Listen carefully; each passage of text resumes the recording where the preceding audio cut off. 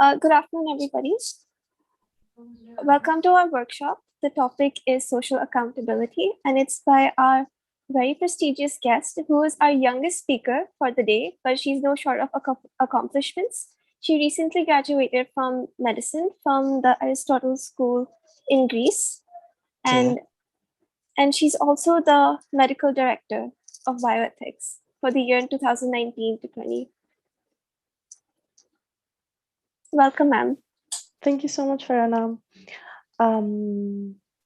Would you like to add anything else for the participants, or should I go along? I think everyone's here, so we can start. Okay. Okay, perfect. So, hi everyone. As Sarana just said, I'm Anna. I'm a very recently graduate from Aristotle University in Thessaloniki, that is in Greece. Yeah, it hasn't been more than 10 days. But thank you everyone for being here. Let me start by sharing my screen. I just want everyone to ask everyone if you feel comfortable with it. I'd appreciate if you turn on your cameras. So yeah, that was a small introduction from me. I'm an IFMC trainer on human rights and soft skills, and that's why I'm here facilitating this workshop. So I'm not an expert on the topic. Our topic today will be social accountability in medical practice. So yeah, these are a few requests, if it wouldn't be much of a trouble for you. So since this aims to be an interactive session, an interactive workshop, I'd appreciate if you could turn on your cameras, whoever feels comfortable with it, maybe just for a little while or for as long as you wish. Just it would be so much easier to know who we are talking to, because as I said, I'm not an expert on the topic. I'm going to learn as well with you, from maybe some ideas or some prospects that you have on this topic. So yeah, also we will have a discussion. So raising hands will make the facilitation so much easier. While I speak, I'd appreciate if you have your mics muted, but whenever you have the floor to speak, please turn it on. If you have a computer or a laptop, maybe it would be easier for you, but having a cell phone is totally fine. And if there's any technical issue, if you can't hear the sound, if there's anything that needs us to solve it immediately, please just speak up. And if there are any questions, don't wait for the whole workshop to finish to ask them. Whenever a part finishes and I have the floor to see raised hands, I will be addressing you. So yeah, just raise your hand and that will be it. Are there any questions for now before we begin?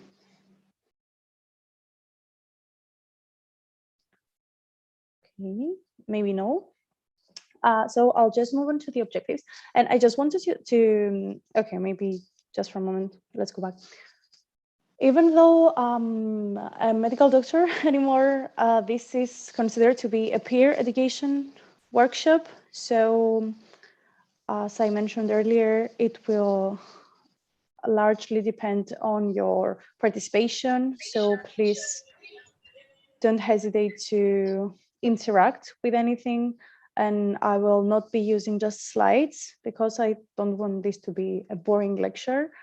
I want us to all learn together. So we'll use Google Club, we'll use small working groups and yes and no questions and asking for your feedback. So yeah, if you don't prefer to have your cameras on, that's totally fine, but please try to be as participative as possible. Also, a small disclaimer, English is not my native language, so if I get stuck with any words, please bear with me. All right. So the objectives of this workshop, what we aim is that by the end of this, you will be able to define social accountability. I'm not sure how familiar all of you are with it and how it is related to medicine, to remember at least 4 characteristics of social accountability in medical school, to remember the 5 values of social accountability, to remember what human rights-based approach is and how it's connected to the PLANET acronym, and then to have a broad understanding to how you will be able to use human rights-based approach towards social accountability in your medical schools and broader society. So I hope that's something that interests you. And before we start, I'd like to give a few moments so that we can introduce one another. So that's why I said that will be an interactive workshop. So I'd like all of you, I will be nominating someone to say their name, your university, your year of studies, or if you're a medical doctor, and your maybe a lucky object or a favorite item in the room you are right now. And then you can pass the mic to the next person. May I go first? Excuse me? Am I allowed to go? Do we Oh, skip yeah. volunteer? I would give the floor to someone and then they would, but Okay. yeah, let me see. Okay, so is your name Harsh or Gupta? Yes. Sorry. Yes, Okay, yes, yeah, it's Harsh. please go on. So my name is Harsh Gupta. My university is Dr. D.Y. Patil Medical Institute, which is in Pune. I'm pursuing MBBS right now, and I'm in second year. And my favorite item in the room right now is my wallet or phone wallet, because it has money in it. Perfect. Okay, maybe you can pass the mic to the next person. Okay, I'll pass the mic to Anjana. Anjana Satyan. Hello, my name is Anjana. I studied in Government Medical College Trivandrum in Kerala in 2013. I passed out in 2019, and now currently I'm preparing for lab exam. My lucky object is my bag, which I've been using for the past 3 years. Awesome. Thank you. Do you want to pass the mic to the next person to speak? Okay, I'll pass my mic to Nitin JS.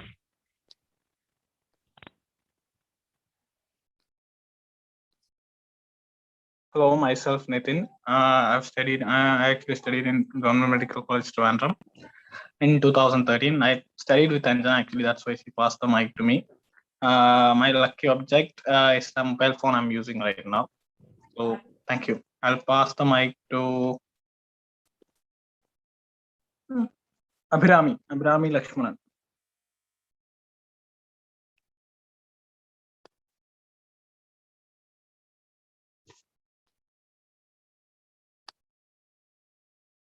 I hope that they can hear us.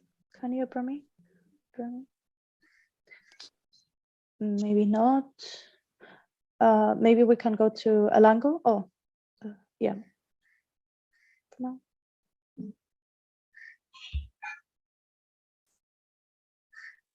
Elango K.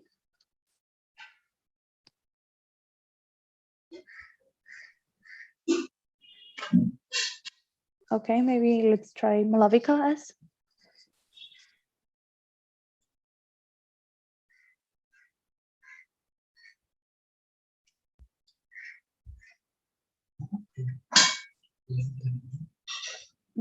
Okay, I hope that everyone could hear me anyway. Okay, so maybe Kaveri. Oh, there are some people without a mic, so okay. So yeah. Okay, Dr. Vishnu, would you like to go next? Oh. Hi, so I'm Dr. Vishnu. Am I audible? Am I audible? Yeah. Please go ahead. So I'm Dr. Vishnu. I'm joining you guys from Bombay, which is in India, and I have completed my medical school earlier this year in August. And my favorite item in the room which I'm currently in, it has to be the pen with which I passed my final exams of medical school. So yeah, that's right in front of me. So I keep that close to me. So, yeah. Great, thank you. And would you like to nominate the next person to go? I see I was having my lunch. I just joined in, so I didn't know who is left. So. Oh, all right. Most of the people really. So I'll nominate Sankal Bhandari.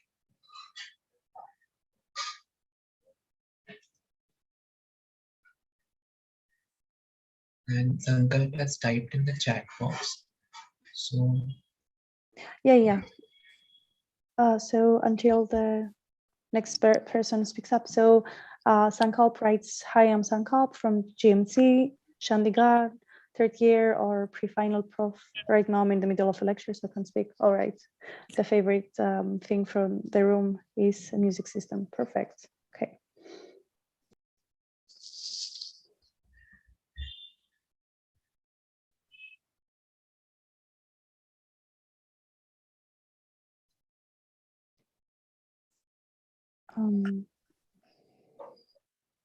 Anudiksha, would you like to speak next?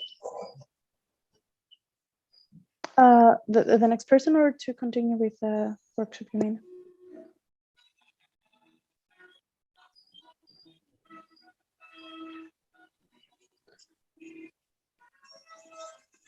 Okay, so maybe should we try a couple more people? Like, I'd like to know like some background of you all, if that's possible, so that we can interact easier. Maybe Anudiksha?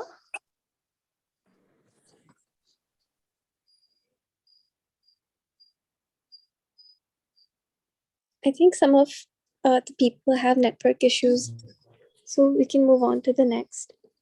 All right, okay. So the first part of, let's go on. Okay, so the first part of this workshop will be social accountability. So what is social accountability? Essentially, it's anything, so it's the acts or the movements, maybe someone would say, or anything in particular that relates to community-based initiatives intended to improve transparency and access to information by holding the state and its agents accountable. So anything that we do so that we can improve how informations are gathered and that transparency is achieved by holding either the government or any other stakeholder accountable could be called social accountability. But would someone like to tell us how social accountability is related to medicine, how they understand this, by raising hands, perhaps?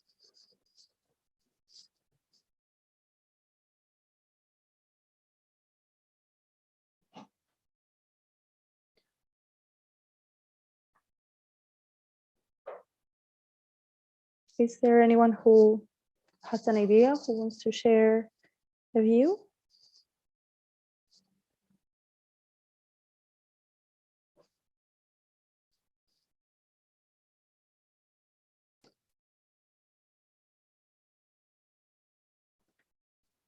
Okay. We should, may I speak? Oh yeah. Okay. Yeah. Of course. If you can, like, please go ahead. Yeah. Do you want me to raise the hand before?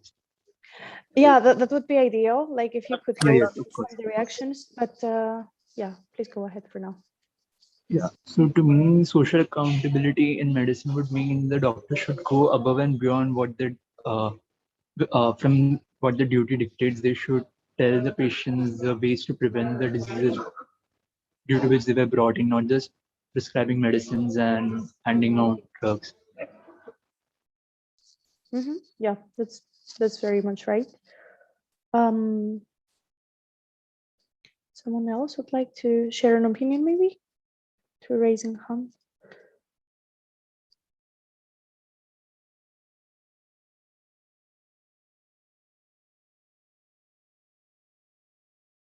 Okay, if not, then I'll just start the video.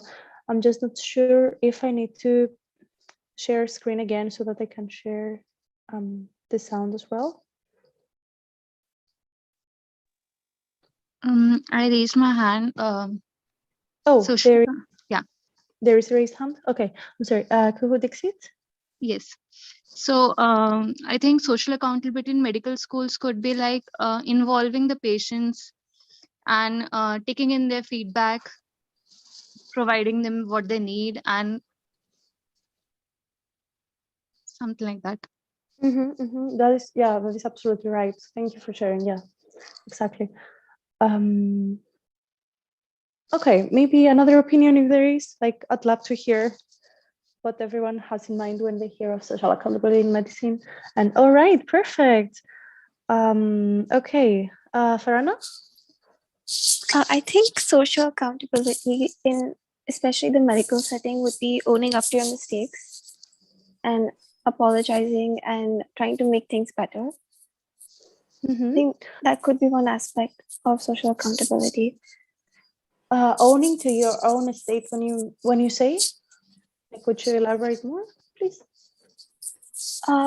Let's say I performed medical negligence on my part, which is not intentional, but a mistake did happen and a patient did get affected. Instead of trying to conceal it or blaming it on someone else or blaming it on, the nurse or the faculty, you could just own up to it. So I think that's one aspect of being accountable. Yeah, that's very true, especially like in the smaller setting, let's say, of the hospital. So I think we can go to the video and like see it maybe from a more holistic perspective, how social accountability should be applied in health, let's say in local societies and the broader society of the hospital. We will have some more discussion later on. So if you don't mind, like, if your view is not heard, to please share it later on. Okay. Can you hear the sound? Every person around the world has the right to quality health care, no matter their background, economic status, location, gender, or any other aspect of their lives. Medical schools and hospitals have an essential role to play in achieving health for all. Imagine a school where healthcare is seen as a market for profit. Professors teach only because it's part of their job, and the school's curriculum is created based mostly on their interests. The topics that are researched are decided by people in an ivory tower, and they focus only on available research grants and opportunities for their academic careers. Imagine that classes are all theory-based lectures because they're just cheaper than small group practical classes. Does that sound familiar?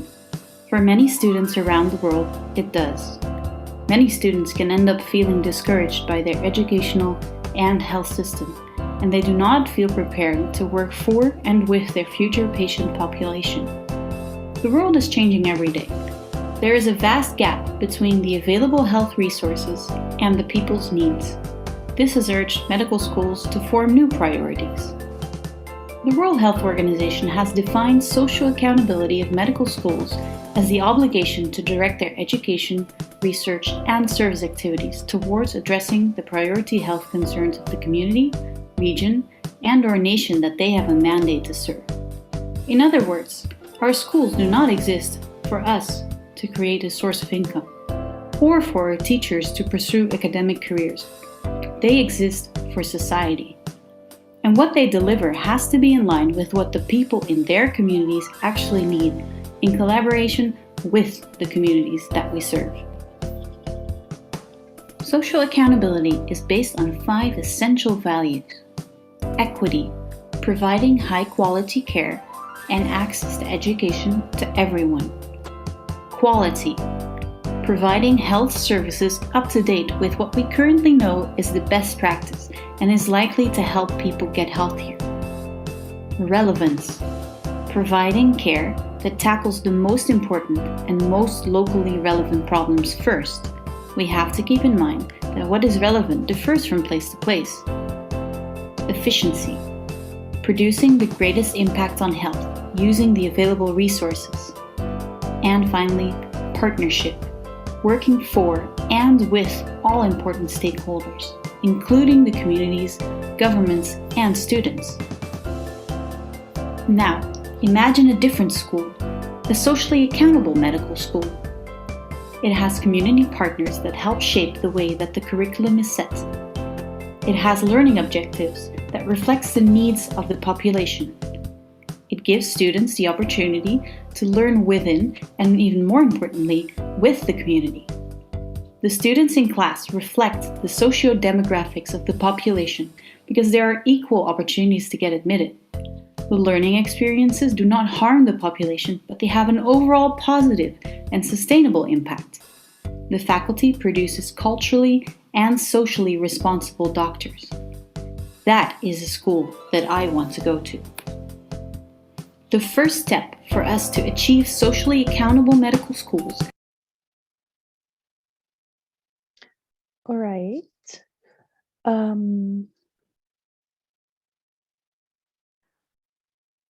Perfect. So I hope that you've enjoyed watching this video, and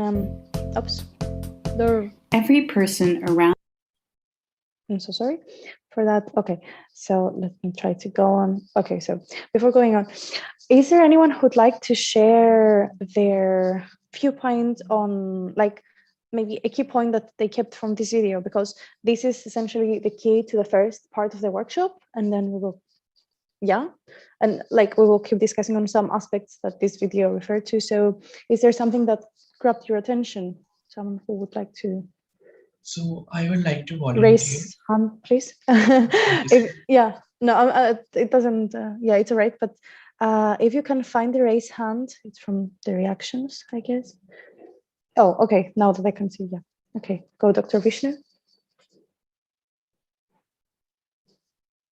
Hi, what I wanted to volunteer was, as it was mentioned in the video, like in social accountability, it's very important to, take care of community relevant problems first. So what I find especially, so I am from a part of Maharashtra.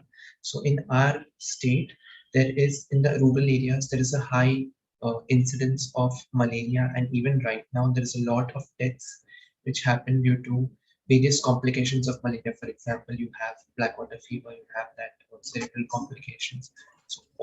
So it becomes imperative that ideally our medical school should focus more on, enabling us to have the skills to tackle all the complications of malaria, so that we will be able to dispense effective care to all the people who come to our clinics. So that would be a large, it is a running joke in our place that if you do a malarial smear of 10 patients, 7 of them would be positive most of the time. So that is the extent to which we have malaria endemic in the rural parts of the state. And so social accountability from our school would be like, ideally, if we are trained more to tackle the diseases which we'll be encountering more as compared to, say, rare complications and unheard symptoms. Thank you so much. So that's exactly what I wanted to ask in the first place. So you consider that you're not trained enough, but that based on your local needs, you need to be trained, more extensively on malaria. Thanks for sharing. All right, Pradeep Philip.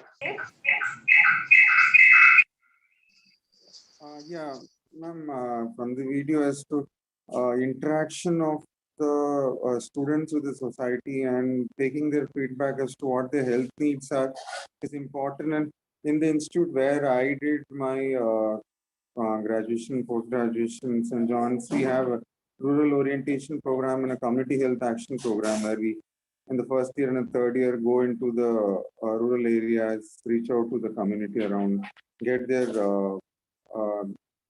feedbacks as to what they expect from the doctors.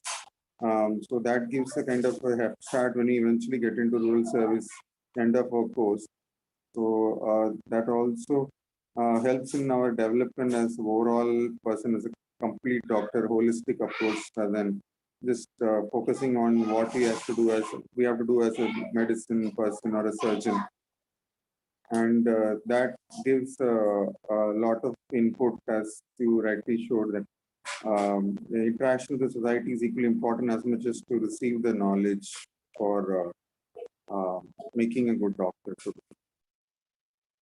All right, thank you. So it's good to know that like you're serving in the rural service, but like that sometimes I can understand that you might not be trained enough. All right.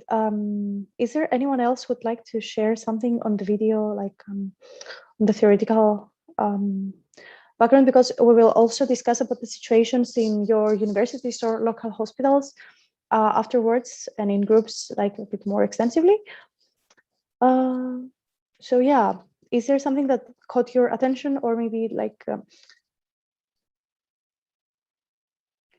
I think we can actually move on. Oh, okay. Harsh Gupta, would you like to go on? Yes, in the video we could see there were some people who were frustrated that they became doctors to help people, but the system is in such a way that it prevents them from doing so. It creates barriers, there's red taping, and it creates a lot of hoops which they have to like. It creates unnecessary hurdles for the doctors to deal with, rather than just dealing with patients. So uh, that is what I inferred from the video. And I also think that social accountability of a doctor doesn't really have to be something big. It could be something as simple as telling people to not litter or practicing hygiene practices, which would prevent the spread of diseases. It doesn't necessarily have to be something big.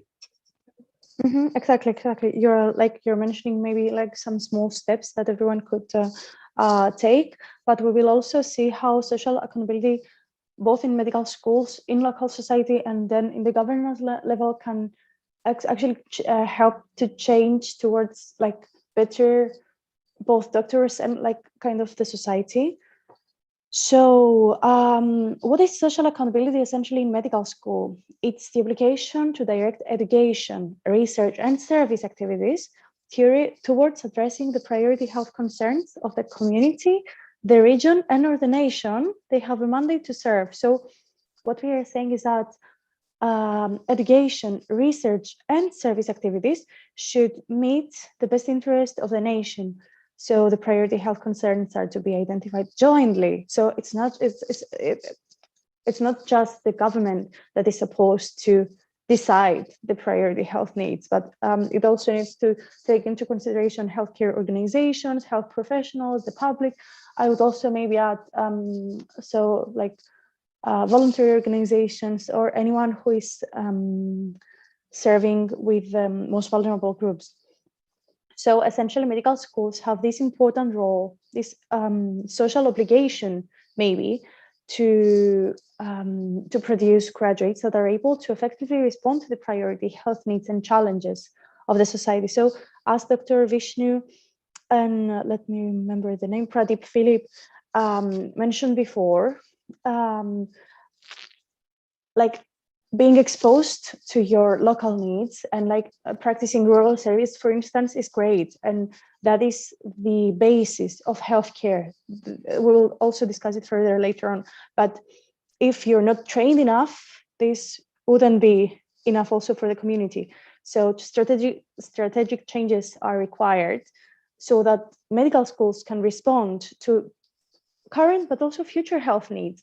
And this can be done through reorientating their education, research, service priorities accordingly, but also by strengthening governance and foster partnerships. So the medical school itself can be the one that theoretically knows it all, let's say, in simple words. So it needs to get in partnership with the governance, but also with ideally public health organizations and with their students, and essentially see how they can strengthen what they provide to their students. And last but not least, what is very important is accreditation and evaluation to assess their performance and impact, and also see how they can improve towards the greater goal that is to serve the community.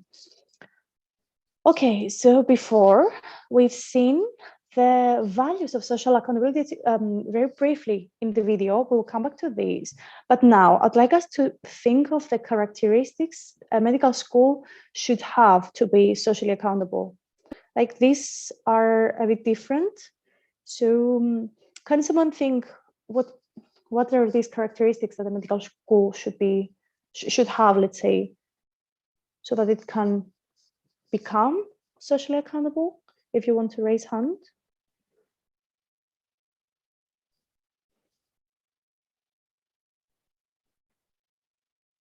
So for instance, as we discussed so far, it needs to train their medical students based on their current needs. So what is that characteristic that can make it?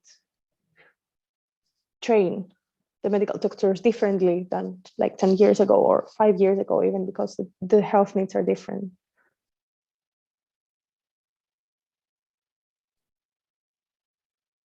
Could Dixit? Providing more and more clinical exposure to students. That would be one, yeah. Yeah. If you want to explain more, maybe that would help as well. Like most medical colleges are attached to a hospital, so students can be exposed to more cases, and the cases which are in hospital are the ones which are more common in the area. So if they are exposed to these cases since the start of their career, they can be and they can have more experience in that. All right, thank you, perfect. Dr. Vishnu? So I felt like as a medical school, most of the times at an undergraduate levels, we are not really taught how to do effective or we are taught about the various modalities of research. So locally relevant research, if that is something which medical schools could impart, then that is something which would be really effective for us once we transition into our residencies and are burdened with thesis writing and mandatory research projects. So having locally relevant research projects and starting that off right at the undergraduate level, that also gives us more exposure and confidence as we move ahead in our medical careers. Precisely, yeah. I think that you mentioned two of the ones that I also had in mind. So that is dynamic and like effective, as in to improve the confidence and like the way we deliver healthcare. Harsh Gupta, I'd like to give you the floor, but is there anyone who hasn't spoken yet that would like to share something, an insight, maybe as well? Like there's nothing really wrong or right. We kind of try to brainstorm so that we can extract the scientific evidence together. But Harsh Gupta, you can go first. I think medical school should prioritize, should center the healthcare around the patient's needs. Right now, I feel the healthcare is centered around the doctor's convenience and the institution's priorities rather than the patient. We are the healthcare is not centered around the patient's needs, and we should create a system where the whole healthcare is transparent and people are accountable for whatever they do. Yeah, and I think perfect. Okay, so I will I will show the ones that I also had in mind. So basically, I think what you were just saying is that the healthcare delivery should be of quality, and like that we should treat patients with equity. So exactly the characteristics of medical schools that are really important so that it can be socially accountable is to be dynamic, so that it can adjust freely to the ever-changing demands of the patients and of the community overall they serve.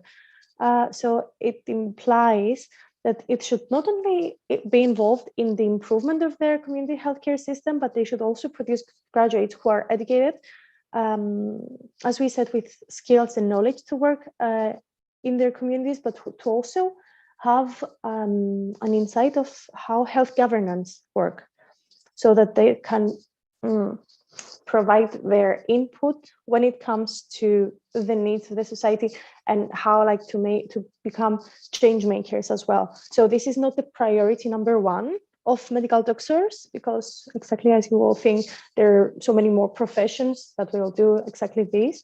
But especially the ones that work in the primary healthcare are the ones who can really share their experience and what the community needs the most. And we will see also this in a little while. Also, medical schools need to ensure that the quality, equity, relevance, and effectiveness in healthcare delivery is achieved.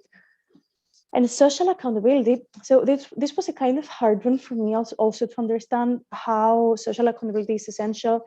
How social accountability can be achieved only if dialogue is achieved. And what does that mean? That each medical school and the health, I don't know, in each country it might differ, but there is also a Ministry of Health, how there is an open communication between all parties to promote constructive monitoring of the medical school's priorities to its students, patients, and institutions overall. So is everything clear so far? Yes. Yeah. All right. Okay. So moving on, I'd like just to make sure that we don't misinterpret these three terms with one another and that we don't mix them up. So, just a moment. There's an open mic. If okay, perfect. So, what is the difference between social responsibility, social responsiveness, or social accountability? Is there someone who can think of?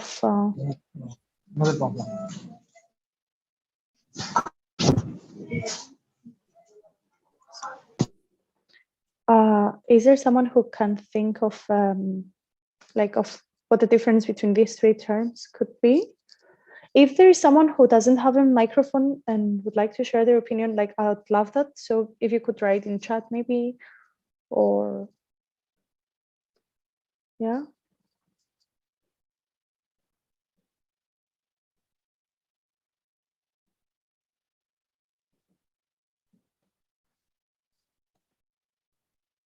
Okay, that might be a bit of a difficult one, so I'll just go on and reveal it. All right, so social responsibility is basically when a faculty, a medical school, serves the welfare of the society implicitly, so based on what they believe that are the current health needs of the society. So this is social responsibility, and this is not bad, of course, but it's not ideal. So this is the most, let's say, the most basic way of a medical school that could serve their community. Social responsiveness is a further, a step up, and it's when the faculty focuses on specific competencies that address people's health concerns, and they might reorientate their education, research, and service activities accordingly, but just on specific competencies of the society. Whereas accountability aims to produce change agents with capacity to work on health determinants. So does anyone know what the social determinants of health mean before we move on and want to share maybe a couple of them?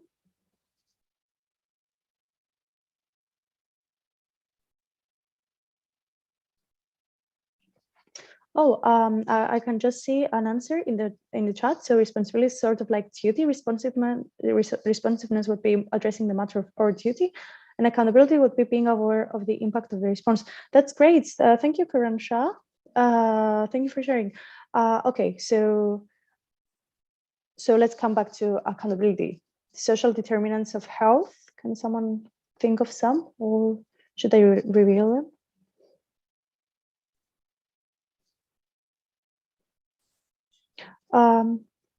Dr. Vishnu? Yeah, so based on social determinants of health, what we had learned in our community medicine posting, so these include all the social demographic factors, which basically affect how a person's, eventual health pans out. For example, what kind of a family he lives in, what is his, what kind of surroundings he lives in, what is the kind of water which he receives, what is the kind of education which he receives. So all these little factors, which like even in our history taking for the wards, the initial first name and the basic details which we take, how these impact a person's overall health in matters of religion, the surroundings, their other health conditions, all of that comes under social determinants of health. Exactly. Thank you. Thank you so much. So, for instance, as Dr. Vishnu said, basically, it's all the factors that affect someone's health And it could be like what kind of water they are drinking, what kind of job they are doing, if the place they're living has humidity and might affect their health. So all these factors. So when discussing about accountability, we want to produce change agents that also work on these health determinants of health, on these social determinants of health. I'm so sorry, because these lie under how do we say under it's the let me think for a moment. So it's primary prevention. That's exactly what I wanted to say, and this is what health services aim to provide in the first place, as well as adapting the health system and not just responding to the community needs. So perfect, exactly. I can see DigiShield. What is it? Let me see, Karan Shah. Yeah, responding. Thanks for that. Okay, so let's move on. All right. And now we come back to the Harsh Gupta. Do you want to share something right now, or is there a question? Oh, yeah, please. Yes, we are talking about social accountability, responsiveness, and but everything you're talking about centers around health, and I think we should first discuss what constitutes health. What is health? The definition of it before What is the definition of health. Oh, of health. Oh, we are addressing the official definition of health as suggested by the WHO, the World Health Organization, that is the I can't remember it by heart, but it's the full basically, I don't know it in English, let's say. According to WHO, health is the social, physical, and mental well-being of a person, not just absence or disease. Yeah, exactly. So, but I think the definition of health should be much more comprehensive. Like, it should be when a person is able to fulfill the life's demands by the potential they have with respect to the social and cultural determinants. Yeah, I guess that there are a lot of it's been a lot of years since it's been renewed, so I'd agree with you actually, because it doesn't cover according to the definition of a person who is handicapped is doomed for the life. Like, he should be considered unhealthy throughout his life, or a person who is dependent on insulin, a diabetic patient. Yeah. Okay. Yeah, thank you. And I think that's exactly why we're discussing about social accountability and not responsibility or responsiveness, because what we want to address is like primarily the social determinants of health and how we can act on primary prevention on a level. Oh, I can hear some voices. Okay, thank you. All right. Okay, so coming back to the, Okay, so coming back to the values of social accountability that we saw also in the video. Ideally, I don't want to speak for too long, just by me. So is there someone who would like to connect each of them with social accountability, how they understand, for instance, that quality is a value of social accountability? And then we can make a sum up. Explain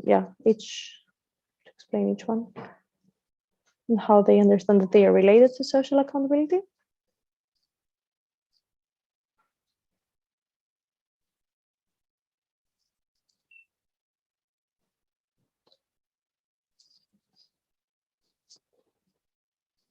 All right. Okay. Maybe that's a bit more complex.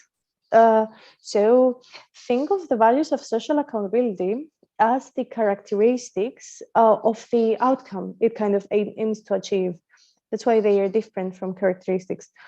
So these are the key principles that should be emphasized in socially accountable medical schools, so that they are community, so that they aim on community engagement, legal education. They are reflecting on current and future healthcare needs and challenges, as well as in interprofessional collaboration and emphasizing on impact. So, is there someone who would like to speak, or just on the mic? Okay. So quality is when health services deliver in an optimal way that satisfies both professional standards and community expectations. So we connect quality with social accountability, because if quality is not met in either direction, we can discuss about socially accountable schools, because if they can't serve the community as well as the professionals in a way that satisfies both, yeah. So yeah, and equity has to do with opportunities for health gains that are available to everyone. So this means health equity and social determinants of health should be considered in all aspects of education and research and service activities.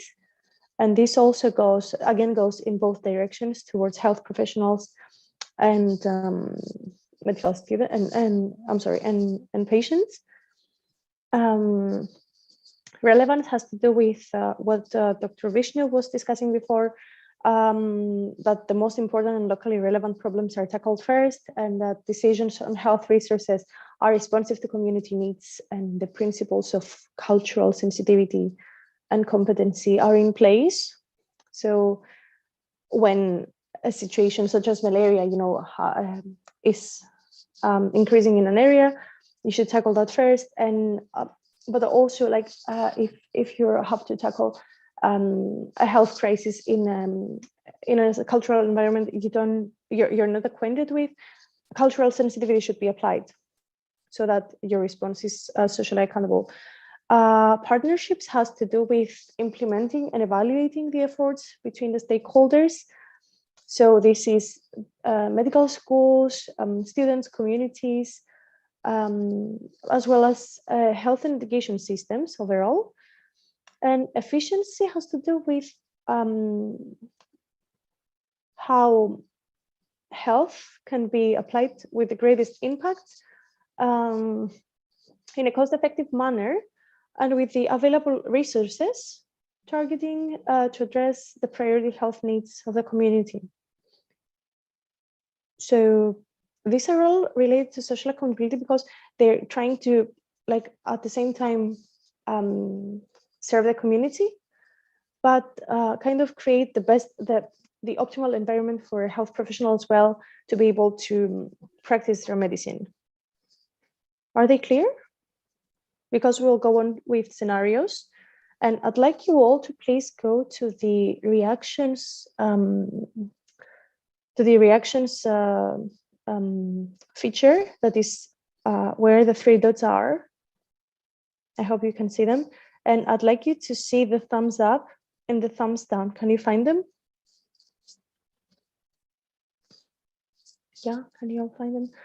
All right, perfect. If you can't find the rest of the reactions and it's easier for you, maybe you can choose from this, like the celebrate and the, like, we will have scenarios, and I'd like you to say if you think that this case is socially accountable with a thumbs up, or maybe celebrate, and with a thumbs down, or like, I don't know, the open mouth or something, if they're not socially accountable.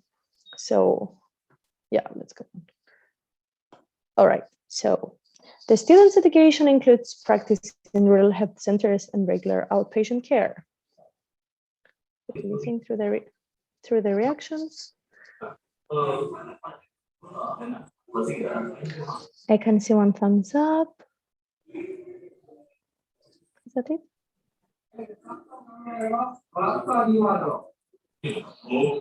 All right. All right, another thumbs up. Okay, I think we've covered this one. So let's move on. I can hear voices, so I'm gonna mute you. I'm so sorry. All right, let's go on. So in a medical school in Romania decides to renew its curriculum. So it decides to include courses such as vascular surgery, neurosurgery, plastic surgery, and other specialties of high status. At the same time, to equip the school with state-of-the-art simulation machines for these courses. At the same time, it includes general medicine and emergency courses as optional or as electives. All right, I can see a two thumbs down, 3. Right. Does someone want to explain this one very briefly?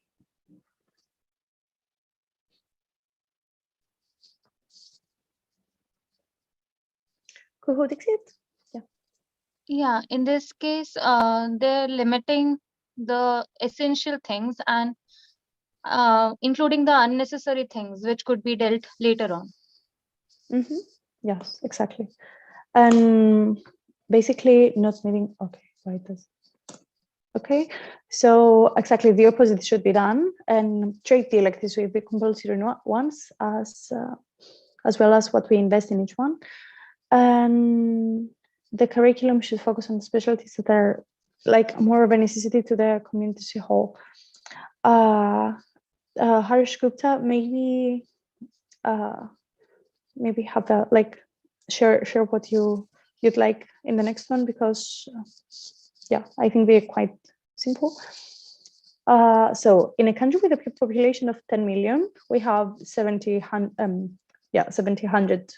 No, this is 70,000 doctors, of whom 12,000 are surgeons, 5,000 dermatologists, 4,000 are gynecologists, and 2,000 are GPs. So does that sound socially accountable or not? I can see 2 thumbs down, 3 thumbs down. Does someone want to explain?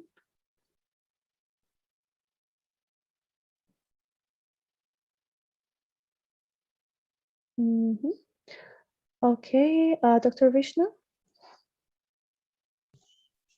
So most of the times, especially in nation's healthcare delivery setup, ideally it should be like a pyramid where the base we have the primary care specialists at in larger number so that they will be able to manage most of the conditions at their level, and only the specialist conditions which need this kind of specialist and super specialist care. So that way the number should keep on tapering down ideally. So that pyramid is then sustainable. Having a reverse kind of pyramid, it puts an unfair load on the not only the practitioners who are the 2000 family doctors in this case, but it's also would lead to a lot of surgeons and dermatologists, all of them under practicing, as in they would be treating conditions which they are not necessarily needed for. So that is not a very good scenario to. Exactly. Okay, thank you. I can read from current chat, the balance is tipping towards the economical beneficial side for doctors. Exactly. Which is sad. All right. Okay, let's go to the next one. Obtain. So like the community or the governance obtains data on the most common diseases affecting the community and organizes relevant postgraduate programs for health professionals.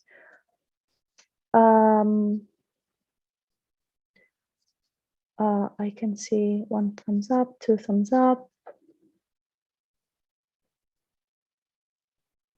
Yeah, I think this one is also kind of clear based on what we were discussing before.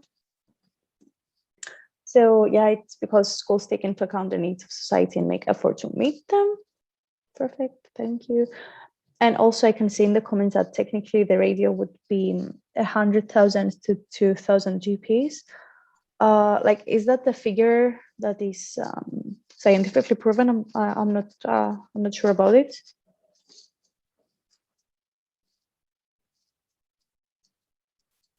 Okay, I think Karen can speak, so they are typing out. Great. All right, and I think that's the last one. The research fields of the medical schools and institutions, the topics of the doctorates and the postgraduate ones are determined based on the needs of the population. Is this socially accountable school or not? I can see 2 thumbs up. That's all right. 3. Okay. And yeah, it's because the schools orient their activity according to the needs of the society.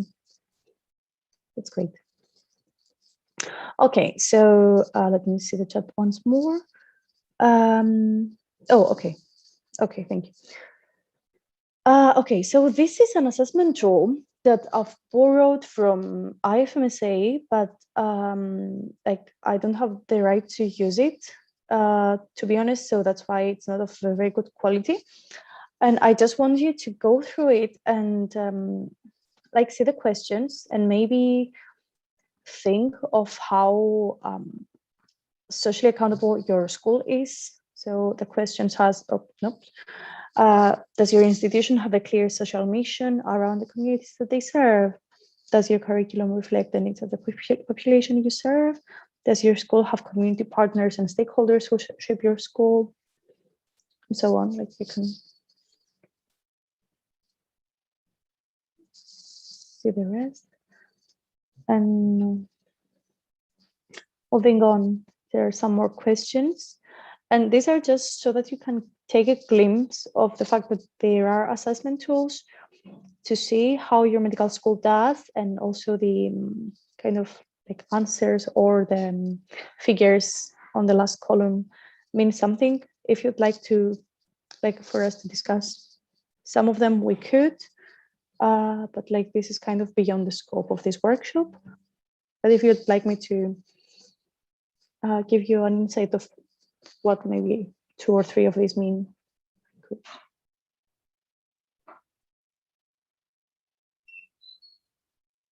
Anyone who would like to see something in particular? Or...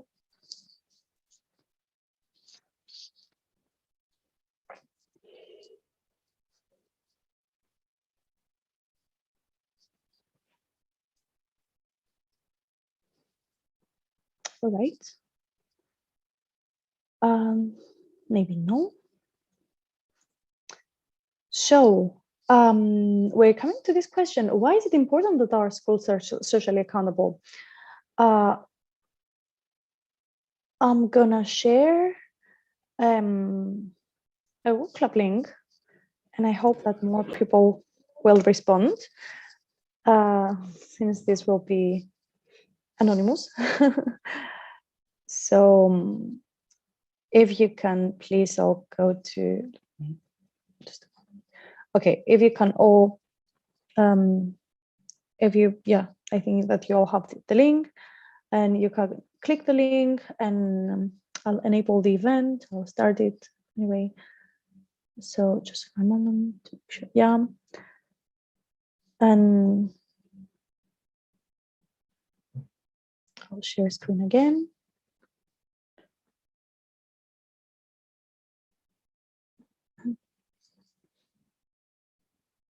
Oh, join the book club? What do you mean?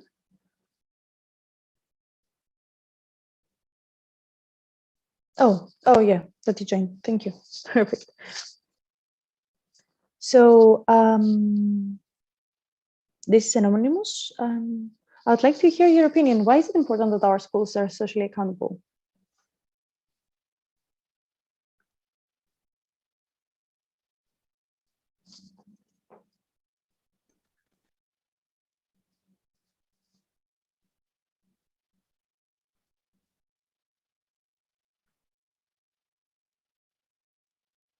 Oh, why can't I see it? Let me check.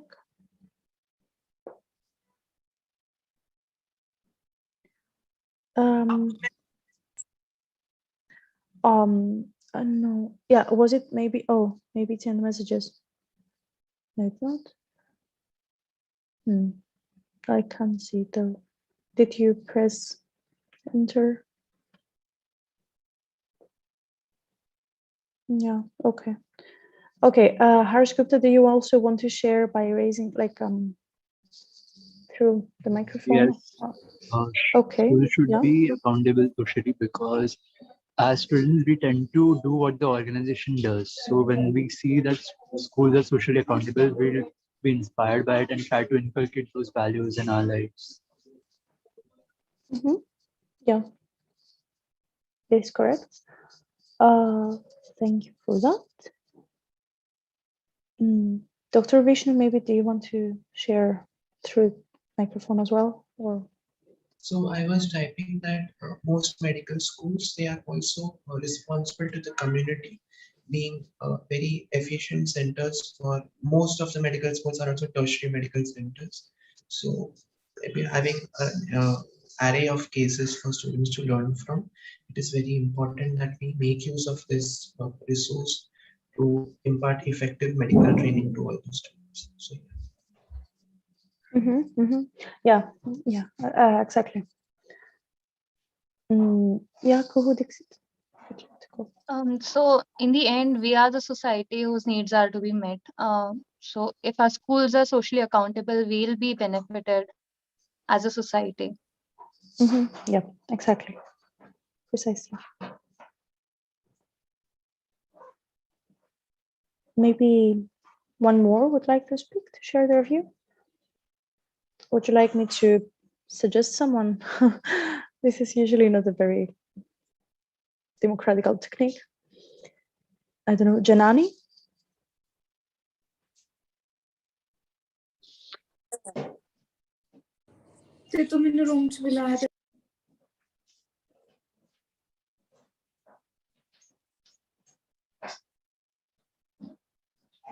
Okay. Okay, so let me share my view as well. So I think that it's, oh, okay, there's a message in the chat. These are the places which shapes future doctors, and if it is not socially accountable and responsible, then what's the point? Exactly. And also, I've been thinking, as I mentioned earlier, I think that from what I understood anyway, that in India, rural service is something that is common, and like having family doctors, like you will correct me afterwards as well, that as I understood that they're kind of more abundant. And I think that's the key in all healthcare systems, that the primary healthcare is kind of advanced. And in this way, our schools can become socially accountable,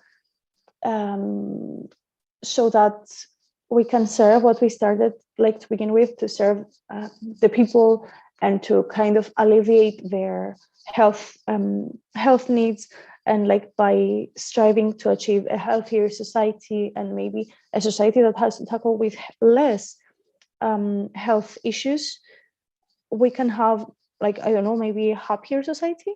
Or when talking about health, of course, we shouldn't forget like mental health, since we already discussed about the social determinants of health. So like if we try to address all their health needs before they appear as something serious, if we have good screening programs, if we have mental health counseling for whoever needs it, if we have adequate social services, for instance, and mechanisms that can improve like the quality of water someone drinks, or the quality of food someone eats, or can ensure that people are not living in the streets or in humidity or in deteriorating conditions.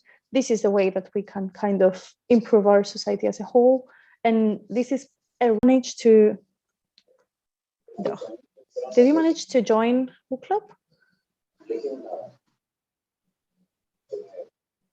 I'm not sure, but if you want to, yeah, just share your answer by raising hand, that's totally fine as well. So what is the role of our schools in achieving social accountability? What do you think that our schools can do practically to achieve social accountability?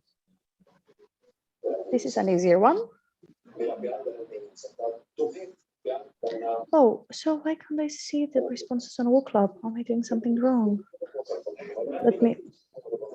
Let me check just for a moment. Okay.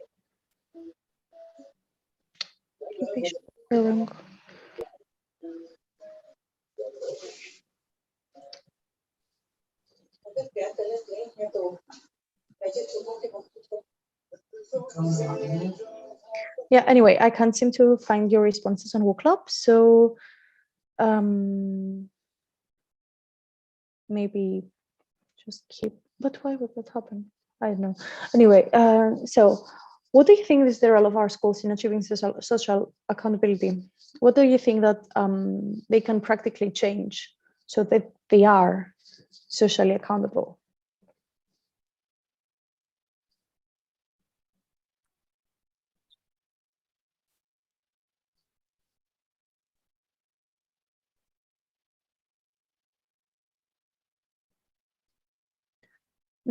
Harsh Gupta? Yes, we should practice informed consent more seriously. We should this is cool. No, wait. Can you repeat that? I'm not sure I heard you very clearly. I suggest that we should be taking informed consent more seriously, respecting patients' autonomy. Then,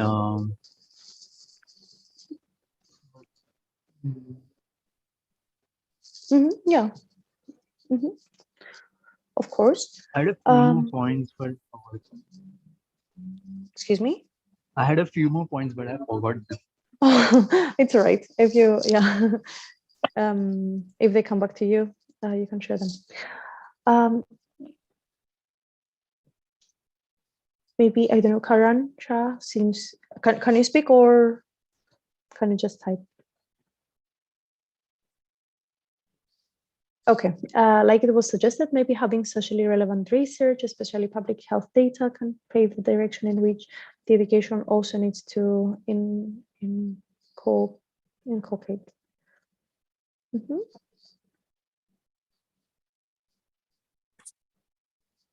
Okay, these are all correct.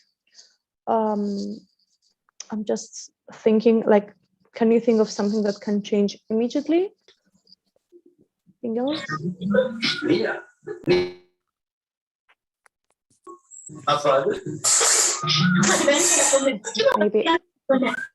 Maybe I can go back to the presentation for now.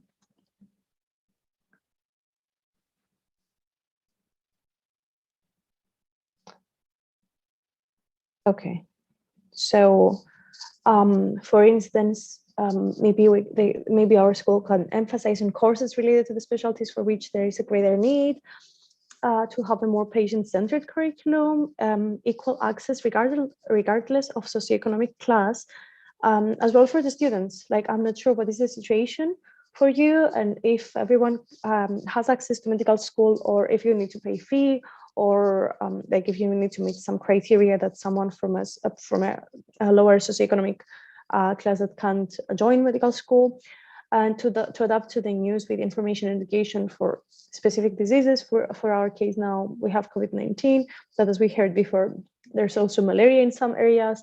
To emphasize on the value of primary healthcare, as I'm mentioning again and again, even though I won't be a general doctor, general practitioner, to emphasize on to provide opportunities for social involvement and action of students, especially for the benefit of vulnerable social groups.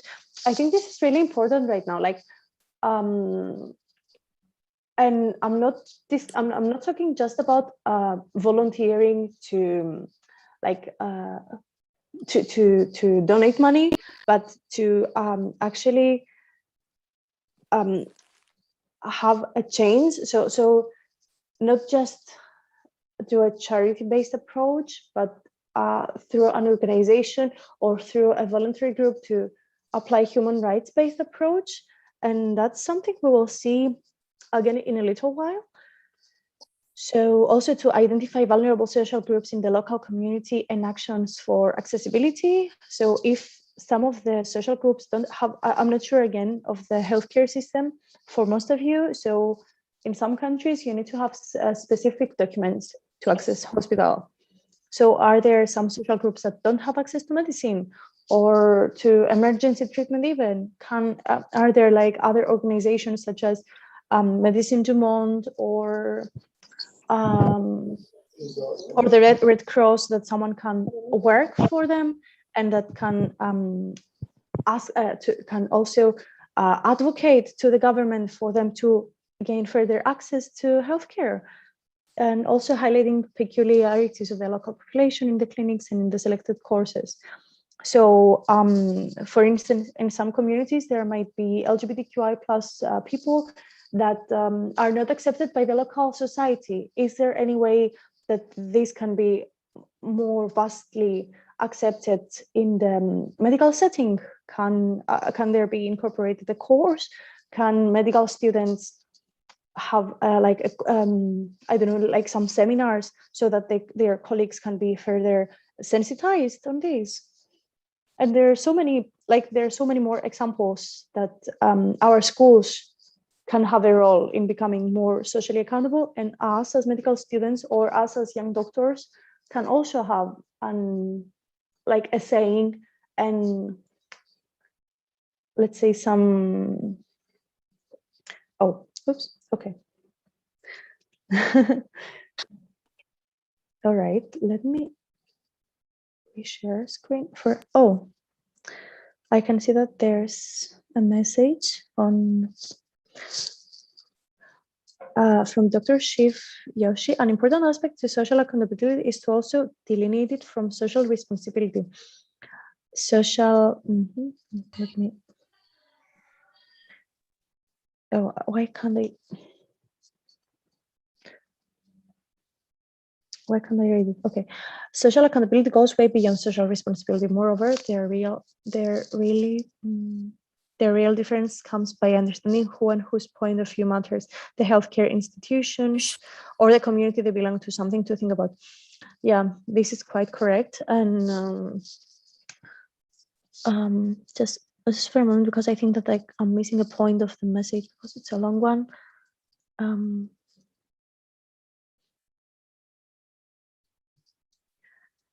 Okay, yeah, I think I'm reading it all.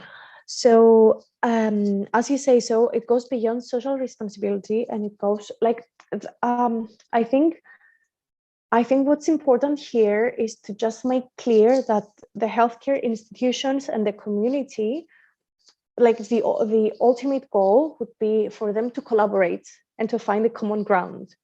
So I know that this might seem difficult or even impossible in some cases, but there are ways to bridge it, maybe at least little by little, or like not to emphasize, for instance, as much on the health governance of the district or of the country, but to focus on how some smaller things can change on the level of medical school. Because what I'm trying to say is that medical students can, on one hand, help the society and can. So what I'm trying to say now is that on our own, we can do as much. But if we try to advocate, at least to our medical school or to our hospital, we can further the impact so much more. So that's why I'm suggesting initiatives from medical students that can am I clear?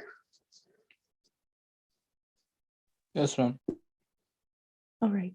Okay. Harsh Gupta, would you like to share something now or? Yes, like Doctor said that social accountability and social responsibility are two different aspects, and I agree with that. And like he said that it depends whether we should see whose viewpoint matters, because point of view matters, because that's how we'll reach a ground. And like you said that we should get a common ground, that not one party is superior to the other. Community and the healthcare institute to find a common ground and then work towards that direction.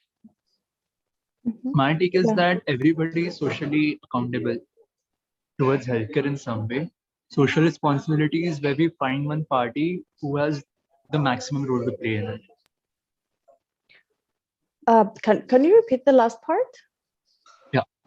For me, I think social accountability comes on every level, and everybody is responsible for it in some minor or major way. But social responsibility is, we usually designate such roles to organizations or some powerful party who has a large power over it, who can control it, who have a major role to play in it towards it. All right, I get what you're saying. Yeah, I won't disagree on that. I just want to highlight once again that like the ultimate goal is for us to try and not persuade, but highlight to the governance or to our health faculties or to like any stakeholder, anyone who has power anyway, why it's important for them to also like align with the health needs of the society. Yeah, so Dr. Shiv Yoshi, and let's go to the final question before we have a 5-minute break before we go to the second part of the workshop. Question. I just wanted your point. I mean, we were discussing about social accountability, right? And we were also discussing about what can be immediately done, right? If we want to change something right now, how do we go about it, right? So I'll just give you an example. It is something that happened in my own institute. So I come from Mahatma Gandhi Institute of Medical Sciences. It's located in Sevagram, which is a rural area in central Maharashtra of India. So we have a model for social accountable healthcare system, and which was recently recognized by the network TUFH. Our institute got recognized as one of the 10 globally recognized socially accountable institutes very recently in the TUF conference. So the model actually works on the basis of provision of primary health care. So we do have a concept called Kiran clinics. Okay, so these are some community-owned clinics where the entire onus of running the clinic, of giving the staff to the clinic, lies with the community. So how it basically starts like this. So there's a place which does not have access to healthcare facilities. So in India, we have a system called Panchayati Raj. Okay, so at village level, we have some government governing body called Panchayat, and the leader of that Panchayat is called Sarpanch. Okay, so they pass resolution. It's sort of a resolution that they need a Kiran clinic in their village, which comes to our medical institute. Okay, so the first concept is that the demand is driven from the community. So demand is generated by the community instead of the healthcare institution. That was the first point about it. The second thing is, once the demand is generated, the execution has to happen in cooperation. So it's not like a consultation, it is more of a cooperation. So when we are talking about deciding where the clinic runs, deciding how the clinic runs, deciding what staff will be there in the clinic, as a cooperative strategy between the village as well as the institute. So that was the second component, which I think is very important in social accountability. And the third one is about when you run this clinic. So we provide the doctor from the hospital. Everything else comes from the village. Even the medicines, they come from the village. Okay, so the purchase of the medicines, documentation, stock, managing the inventory, everything is taught to them by the doctors so that they can own their own clinic. Okay, that's why we call them community owned clinics. The third and the last component that I want to mention here is, along with all the services comes the accountability also. So when we are providing the services, there is a committee that does the internal monitoring of the quality of the clinic. Okay, so the services that are provided by the clinic, as well as the drugs which will be indented, everything is monitored by a small committee made for the clinic itself. So these, and again, this committee does not involve anyone from the medical institute. All these people are frontline health workers in that village. They are residents of that village, or they will be the members of that committee that I was saying, which is the governing body of the village. So I think the third important aspect is being accountable to the community that you are serving. And I think cooperation while you are enacting that plan, and third, being accountable to the needs. I think all this together means social accountability, while social responsibility is like, I'm a medical, if I'm a doctor, I go and serve an underserved area, that becomes my social responsibility. It is not relevant for me whether they need my services. It is not relevant for me where they need my services, right? So me going or me feeling that I need to give back to the society feels more like social responsibility. So yeah, that was the point that I wanted to convey. Yeah, that was really valuable. Thank you for sharing. And like it's really interesting how this community managed, and like I think the reason why we don't separate necessarily the like social responsibility from social accountability in the case of like when a health organization tries to do a top-down approach, but like both approaches I think are suitable, like down top or top down, because in some cases societies can't really formulate these kind of things, and like that's why it's always necessary to hear the community, but when they can't create for themselves and you can provide, as long as you hear what they are requiring, I think like that both approaches are all right. But yeah, of course, when you just give what you think that they need, this is totally not socially accountable, but just totally yeah, socially social responsibility. Just because I want us to have a 5-minute break before we can continue to the next part, I want to see if someone can see a connection between social accountability and human rights. So if we can have a very brief discussion on this. I don't know, Harsh Gupta, would you like to share on this, or is it on the previous? Yes. The most recent example where I think human rights were violated for the sake of social accountability was during the pandemic, when people were forced to take vaccines which weren't 100% effective, and forceful social the government is making a move is socially accountable, but the government is making a move is socially accountable, but it was violating the autonomy of the people. Okay, So I believe healthcare is not something that you do to people or for people. It is something you do with people. So you need their cooperation to enforce such laws. Yeah, that's very right. Thank you. Is there anyone else who'd like to contribute?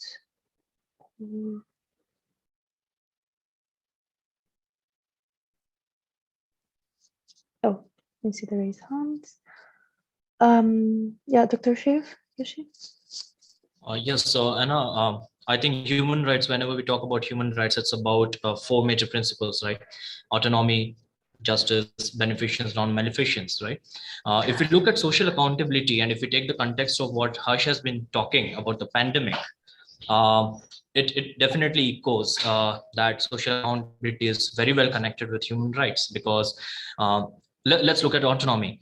We are talking about demand that is driven by the community or by the people who need the services, or any of the requisites that are coming from the community. So there is definitely autonomy involved.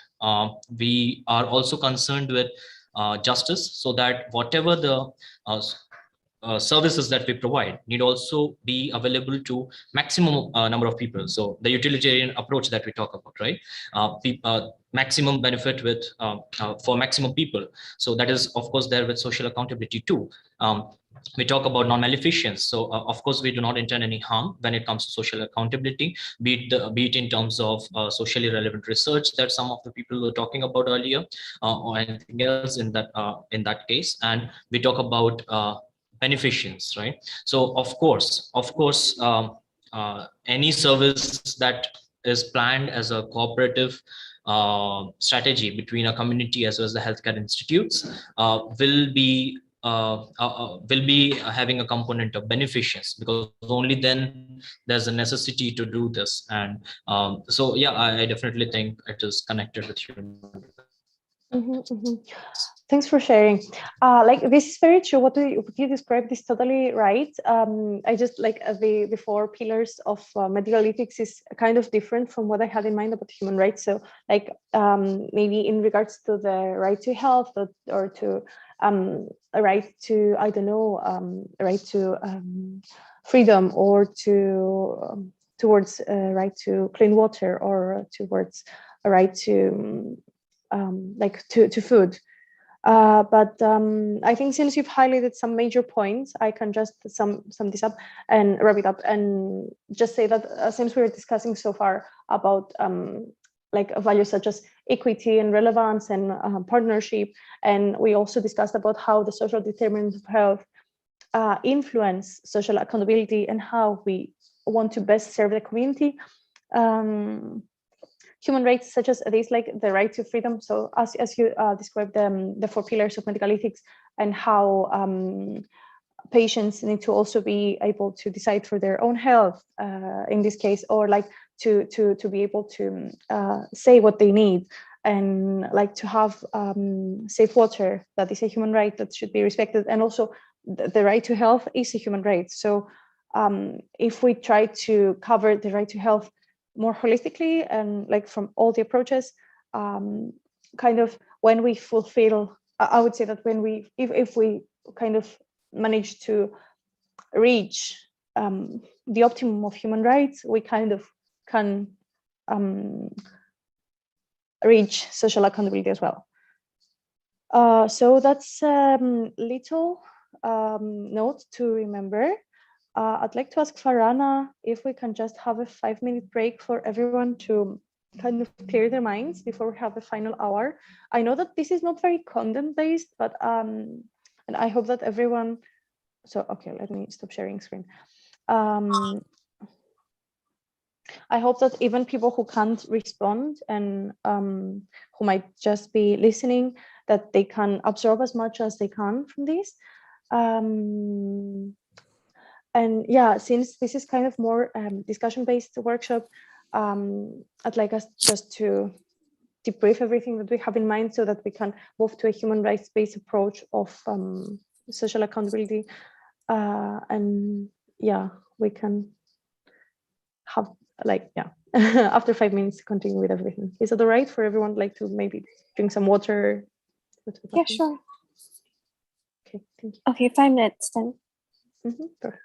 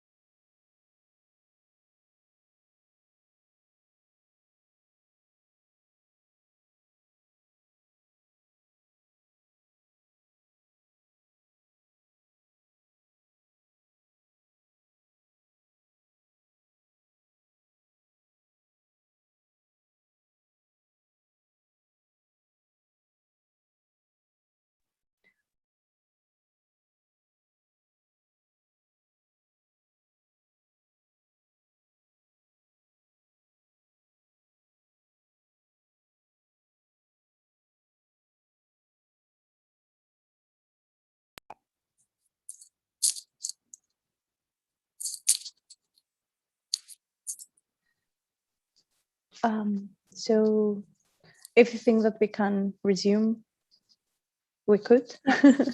Whenever you say With so. your permission, we can resume. Yeah, of course. Okay, so perfect. All right, so whoever wants to turn on their cameras again, you can. And we will go on with the second and kind of smaller part of the workshop for now, which is a human rights-based approach and how this is connected to social accountability. So we briefly discussed how human rights and social accountability are connected, but why? Why human rights and medicine? I also had a whole club, but it doesn't seem to work for me right now. Does someone want to say why human rights and medicine, do you think?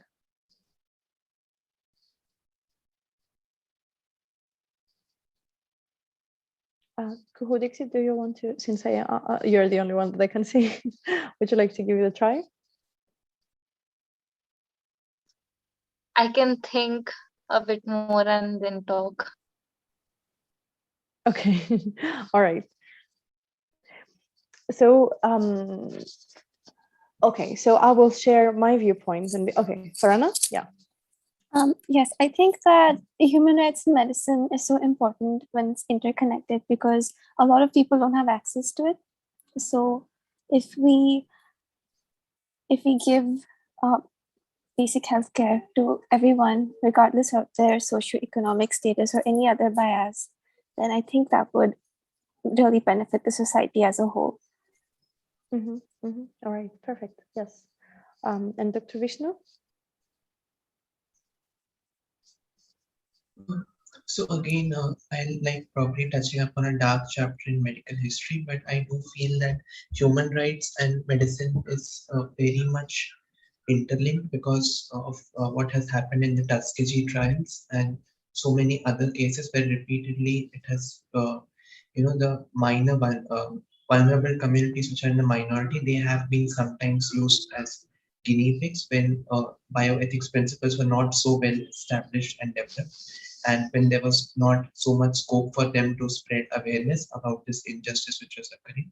So in context of all that has happened, human rights and medicine takes on great importance. Exactly. Perfect. Is there anyone else would like to contribute on this one, or maybe I can also share my viewpoint, which is not very like it's pretty similar, but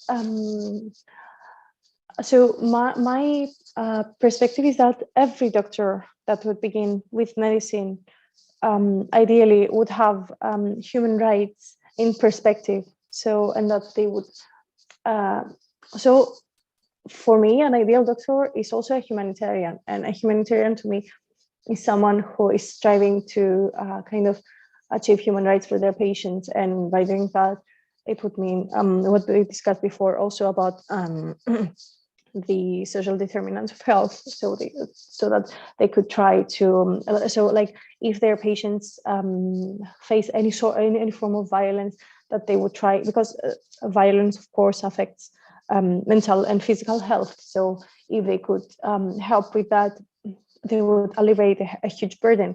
Or if a patient doesn't have shelter, they would in a way. So yeah, I don't need I think to give a lot of examples, but why human rights and medicine? Because I think that medicine in the first place should have been correlated to human rights, and I think it's by the years that medical practitioners have lost this ultimate aim towards the person. So I hope that you kind of agree with this, more or less. Okay, so let me go on. So what is a human rights-based approach? It's a methodology that we use in various contexts based on internationally recognized human rights treaties. No, it's based on international recognized human rights, as we said already. So the right to freedom, the right to the right to protest, the right to food, and so on, that aims to promote, protect, and fulfill human rights and democracy in practice, and to integrate the norms, standards, and principles of international human rights law into plans and processes of development and programs. That is as well in medical institutions and in health policies. And it also applies to all sectors, all modalities, and each step of the program cycle. For now, we will discuss basically human rights-based approach in health, and in the healthcare sector, in our medical practices. Yeah, so human rights-based approach to health aims to realize the right of everyone to the enjoyment of the highest attainable standard of physical and mental health and other health-related human rights. So yeah, here is the more or less the definition of WHO as let me remember, as yeah, your colleague, I can't remember right now, as Harsh Gupta was asking about before. But yeah, as well as other health-related human rights that we already mentioned, some of them, following the essential elements of availability, accessibility, acceptability, and quality. I'm not sure if you're very acquainted with the IIIQ framework, but this is like really, really important. Please check it out if you don't. These are, again, availability, accessibility, acceptability, and quality. And it's the framework in which the right to health, like that if these four elements are in place, the right to health can be kind of closer to achieved. Yeah, so within the framework of a human rights-based approach now, the target groups, that is the patients in most cases, are considered to be the right holders with legal entitlement. So they are entitled of receiving the highest quality of treatment. Whereas government institutions or any other health institutions are the duty bearers. So duty bearers all have a responsibility and an obligation, essentially, to realize human rights for all, according to the UN Declaration of Human Rights and other human rights conventions. So what we want to see is how we can apply a human rights-based approach so that we can empower these right holders, our patients, or in other cases, it would be us, either like medical students, medical doctors, so that we can claim our rights in the situations where we are the right holders, and how duty bearers, so governments, medical schools, medical institutions, any stakeholder, how they can meet their obligation in line with international human rights law. And in doing so, we will see, okay, here it is. So we use the abbreviation PLANET to apply human rights-based approach as a way of organizing what to consider when applying it, because there are multiple elements we need to think, and so that they're not all chaotic in our mind. We better have them in an order. So if you want to, I don't know, keep notes or just pay attention to this, because later on I'll ask you to all do a group exercise together. So in relation to health programs, the key elements, as we said before, availability, accessibility, acceptability, and quality are often used interlink. I don't know if there's a word, to interlink these two tools. So there's PLANET and there's the IIIQ framework that we won't analyze further today. So human rights-based approach. PLANET stands for participation, linking to human rights commitments, accountability, non-discrimination, empowerment and capacity development, and transparency. And going to the first, that is participation. So what does it mean? It means that international treaties state that women, men, girls, boys, everyone have a right to participate in decision-making that affects them. So this includes also the health staff, though, at all levels, as well as the users of the health services. So what Dr. Let me not pronounce it wrong,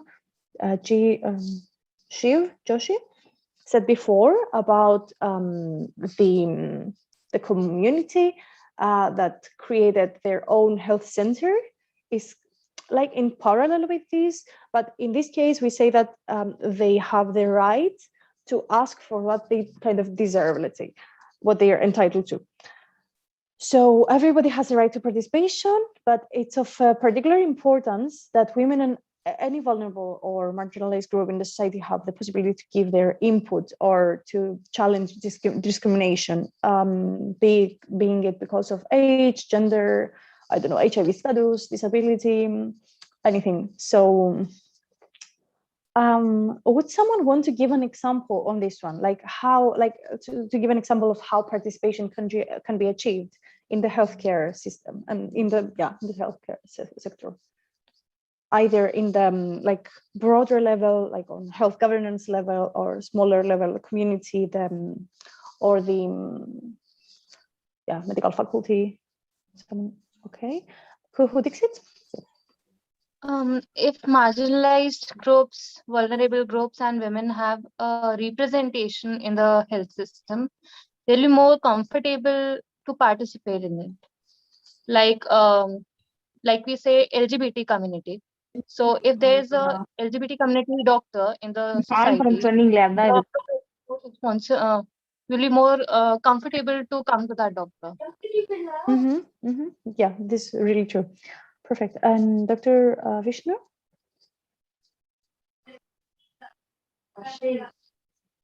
So in addition to what Kumu said, there was this study by Lancet which I presented at a small club in my college. So in there they had found that even in rural communities, there is when we formulate small local women self-help groups, and there are local trainers who facilitate these sessions where there is a lot of awareness trainings which is given to them. They are taught about clean reproductive practices. They are taught about the importance of visiting a hospital, because it is sad to say, but even many times in our communities, deliveries are still conducted at home, and people do not really visit the hospital that much unless they and this is not out of sometimes they are simply unaware. So the fact that this counseling is done and local self-help groups are involved, so when they have members from their own community telling them this, there is that greater sense of confidence in what the information which is being shared. And so that study had actually found a significant improvement in maternal and infant mortality rates by formulation of local self-help groups of women over a period of 2 to 3 years. Thank you. Yeah, that is absolutely the case. And I can see another point of view in the chat, that the inclusion of the vulnerable groups or groups that need to voice their opinion by forming a specific committee in the administration of healthcare facilities to sort of democratize the delivery system. Exactly. Yes. And yes. So yeah, I think that's exactly what we wanted to see, that anyone that forms a part of this community can be a part of it. So yeah. So for here, we have an example. So is the design of health education programs considering the views and experiences of different user groups and local health workers, including maybe traditional healers and religious leaders. This might be a bit more of an extreme right now towards what we were discussing so far, but it's also part of participation. Harsh Gupta, I will give you the speech maybe for the next one if you'd like to add, because like we need to cover the whole of planet. So maybe if one or two people can comment in each and maybe share an example, I think that would be useful. So going to L, the first was participation, as we said. The second is linking to human rights commitments. So what does it mean? Right to health means right to facilities, right to goods, right to services, and to conditions. But as we were discussing so far, also the right to water, the right to good environment, but also right to non-discrimination. So at the heart of the right to health is a functioning health system accessible to all without discrimination. I don't know, do you have an example maybe for this one, or is it more difficult so that I can share one?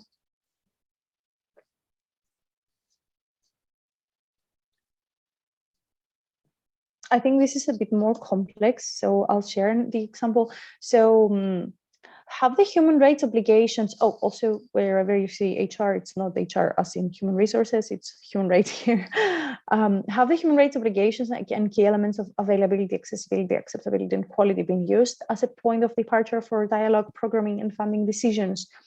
So as we said, we have these two tools, and to link planet to human rights, we need to consider availability, accessibility, acceptability, and quality. And let's go to accountability. That is the A. So we have responsibility of government, provision of quality health services, qualified health workers, and accessibility of essential medicine. And yeah, so we need to consider our governments taking all the measures they can to be responsible for providing quality health services for all, and are there mechanisms put in place to hold them accountable? So I think, yeah, again, Dr. Joshi before mentioned that there is a committee that is overviewing.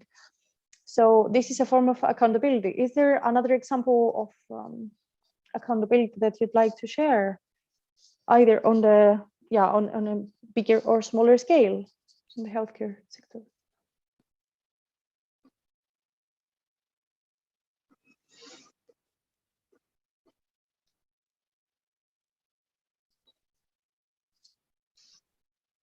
Okay, never mind, let me share this for now. So is health staff training of sufficient quality? Does it have both theory and practice, or are books and internet connections available and up to date?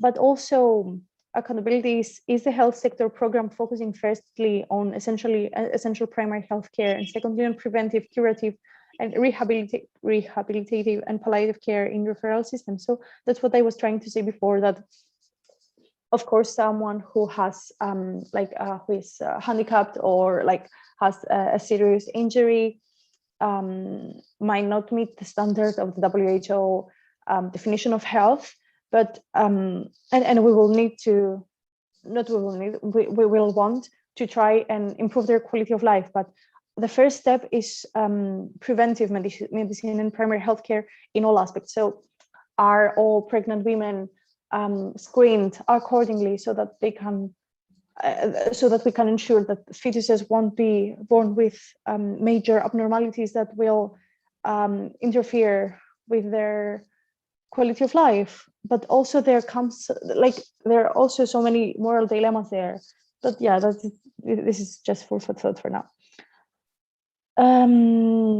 But yeah, we need, in terms of accountability, we need to ensure that there are monitoring mechanisms to ensure that they are guiding services at all levels. So non-discrimination, that is the end of the planet. So health services must be provided to all without discrimination, regardless of, and you can see all this list: gender, religion, ethnicity, age, and so on. So could you give me an example? That's an easy one of maybe an incident of discrimination or non-discrimination, or yeah.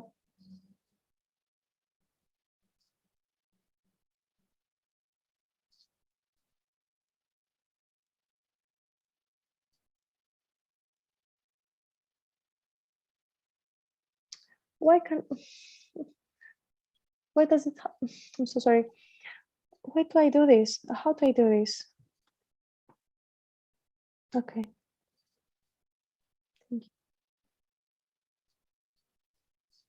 All right, never mind. So are services accessible, relevant, and of good quality? For instance, I'm going to come back to the example of Dr. Joshi before, but like if, for instance, in a very large area, there isn't any primary healthcare clinic or a facility that helps people of this area. Even if there is another clinic that provides, I don't know, surgery operations, and I don't know, so on. And or if there is something that is not relevant to the community, it wouldn't be of use. So yeah, or if, for instance, at a community where a religious minority that doesn't accept certain procedures, if there is a clinic over there, but if they don't respect what their religion suggests, how would this be, yeah, relevant and of good quality and of accessibility, essentially, because they won't access the clinic exactly because they won't feel like they are heard or they're respected and so on. So yeah, this is non-discrimination. And let's go to empowerment and capacity development. So on one hand, holding the duty bearers accountable. Oh, I can see a message. You can go first. Jehovah's Witness patients don't accept blood transfusion. Exactly. But like there could be even something, something. Sorry, I can see, I can hear. All right, I'm sorry, I'm gonna mute person. Yeah, so, but it could also be something something else. So I was recently reading about sexual violence because due to the pandemic, I think you've seen that the prevalence of sexual violence has exacerbated greatly. And I've been seeing that in traditional practices, there are some people that for sore muscles that they use like warmed glasses so that they can relieve the pain, and that a doctor could see that and believe that it's because of sexual violence or because of any form of physical violence. So exactly, if this form of tradition is not recognized or is not respected, and someone like a doctor tells that these people out of following a tradition that might not be like, especially if it's not harmful, why would you tell people out of, or in the same way, like for teas or for essential herbs, or for like, there are some forms of alternative medicine that are not harmful. In these cases, why would you tell a patient, especially if they don't have the knowledge, the education to stop something and like to trust you in something entirely different? And I think that's also the challenge for vaccines for many people. So if they can trust their doctor because they support what they know, but they also provide something else that they can understand, people can be much greatly open to also discuss, I don't know, sexual orientation, or like I can think of so many examples. So like there are people who, let's take someone who is a transgender people. If they can't trust their medical practitioner, they won't be able to disclose that they have done like a procedure, and they might suffer from something that, or the practitioner might suspect something so much worse if they don't know of. So I think I've spoken too much and I hate that. Let's go to empowerment and capacity development. So on one, so we're saying that while the UN treaties and general comments provide guidance on what has to be achieved, a human rights-based approach relates to the process. So so far we're discussing about human rights-based approach. So we have the treaties, but this is the tool to tell us how to implement it into programs and into policies and into like how to swipe it into our governance in a way. So a human rights-based approach specifically entails holding the duty bearers accountable to their commitments, and it also means empowering the right holders, as you can see, to know their rights and enabling them to challenge the state or complain to a mandate body when rights are violated, and to feel safe to do so. Like this is also crucial. I don't know if you have an example on this one. I'd like to hear maybe something related to that. Like, do you have any example of like someone claiming their rights or of holding someone accountable?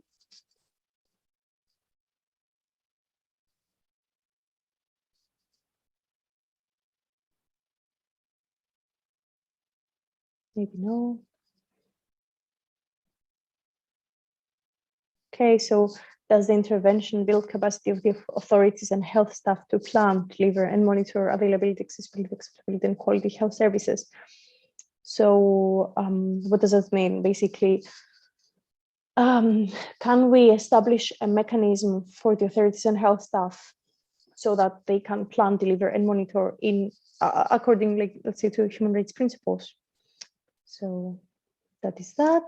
And then let's go to the last part of Planet, that is transparency. And it says that in order for individuals and organizations to hold states accountable, information on health policies, plans, and budgets must be made available to the public, which might sound, I don't know, obvious, but in so many cases it's not.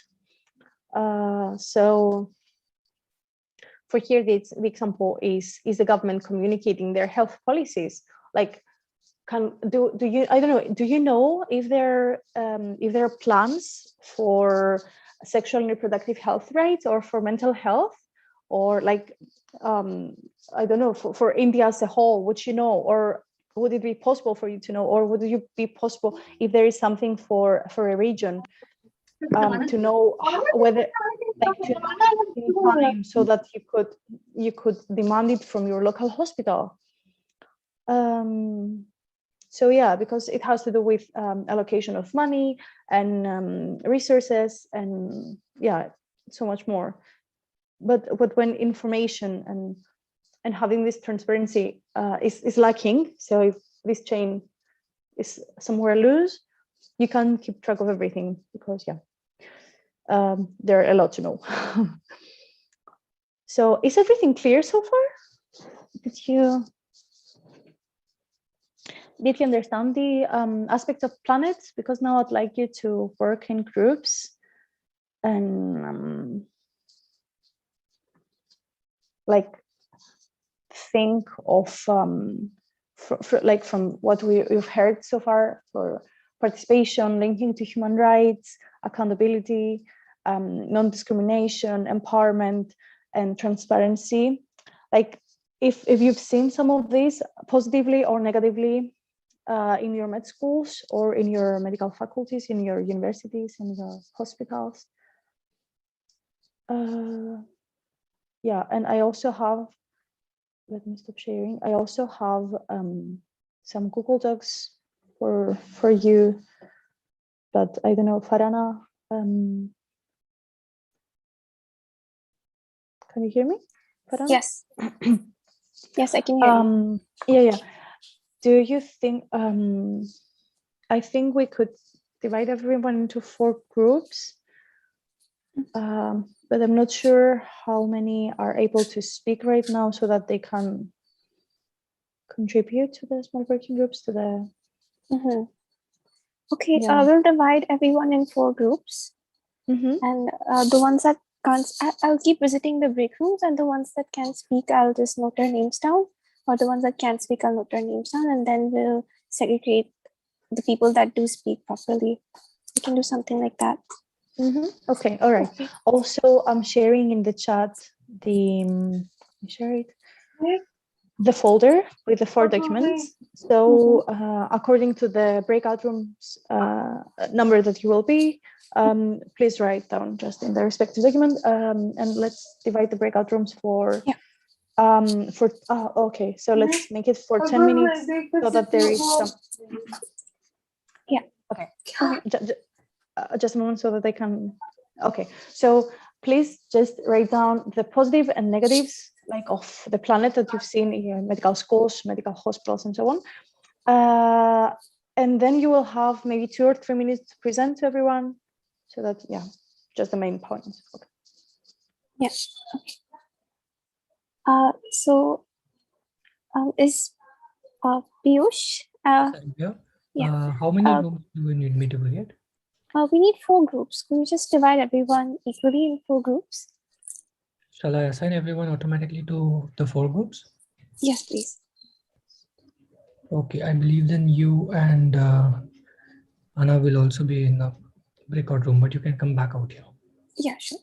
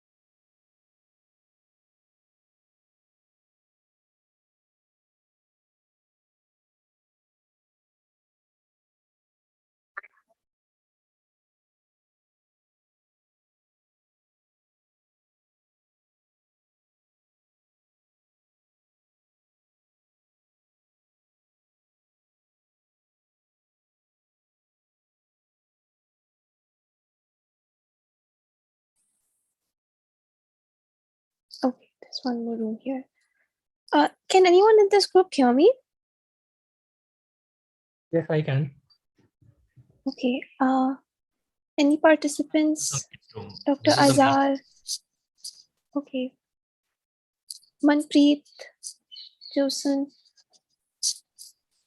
Farhana, Dr. Sorry? this is the main room. Main room. It is not a breakout room. Actually, the thing is, I asked for 4 breakout rooms, but they've only made 3. So I think this main room is also included in the 4. No, there are 4 rooms. There You are can 4. check the breakout rooms. There are 4 Oh rooms. yeah, okay. Got it.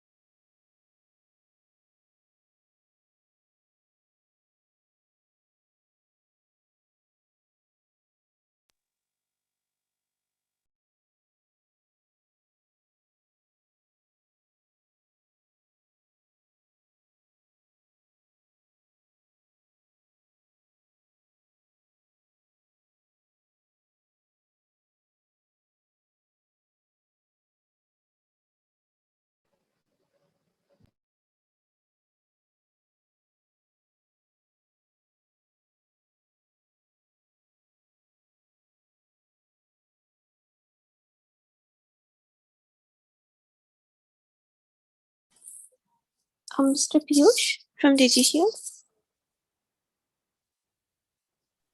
Yes, ma'am. Could you please close all the break rooms? Okay. Thank Done. you.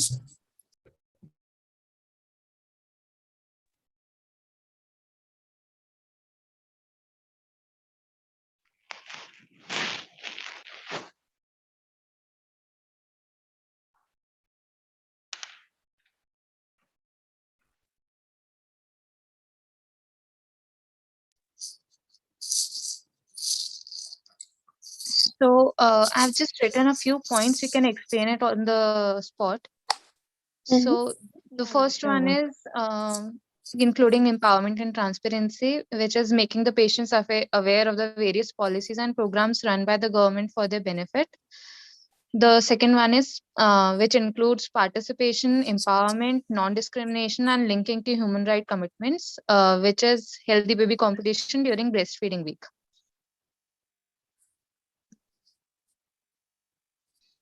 Was I audible? Yeah. Oh, I'm sorry. I thought we were still in the. Sorry. Yeah, no worries. Thank you. We just closed the breakout rooms, but it was lovely to hear you. And maybe if you want to also share your working documents so that you can explain further. Just a minute. Yeah, where are you group 2? Yes. Okay, I think I can share it.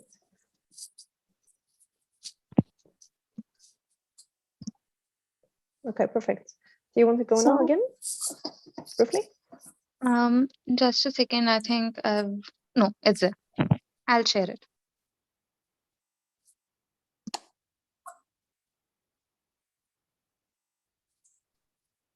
Can you? Yeah. Yeah. So the first point, which includes the empowerment and transparency point from the PLANET acronym, it is that when the patient comes to the hospital, we can make him or her aware about the various policies and programs run by the government for their benefit, which are sometimes even free of cost for the people belonging to lower socioeconomic classes. So that is there. And the second one is which includes participation, empowerment, non-discrimination, and linking to human rights from the PLANET acronym.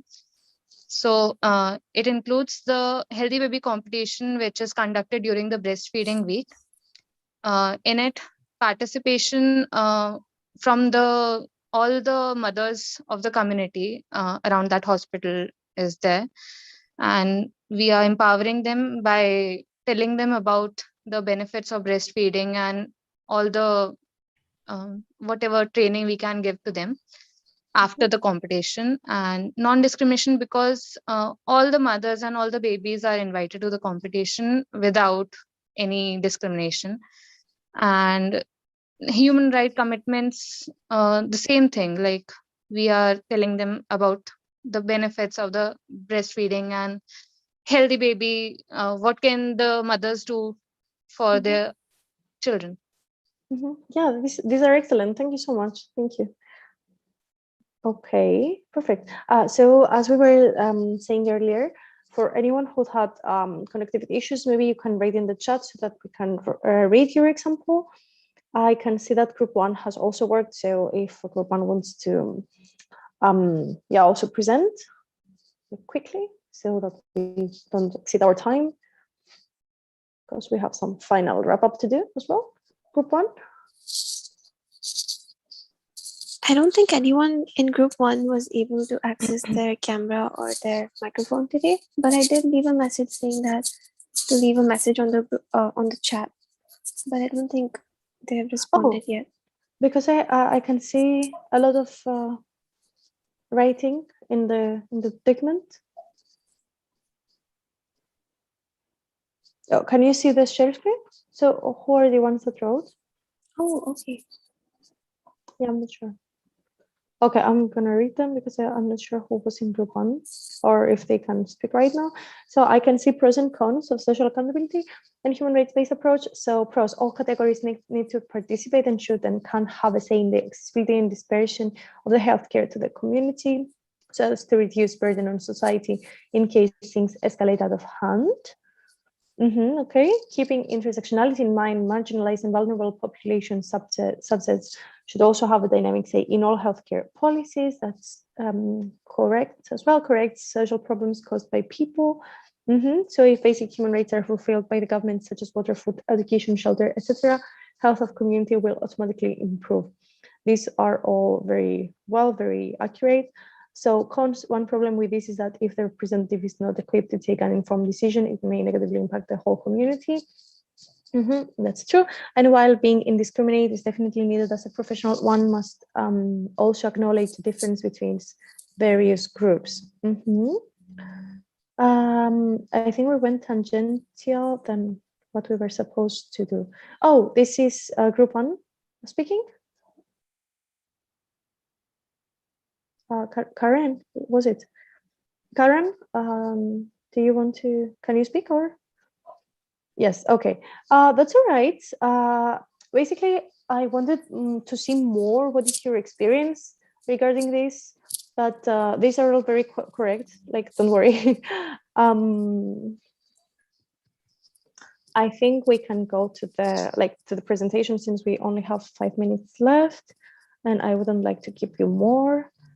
So let me share screen once more. Okay, so an example that is kind of idealish towards how human rights-based approach would be applied in the healthcare sector. So it uses a combination of support and pressure to urge government departments to make basic healthcare accessible and affordable for people in the country. Because as someone mentioned before, for someone who is of low socioeconomic status, they have access to healthcare.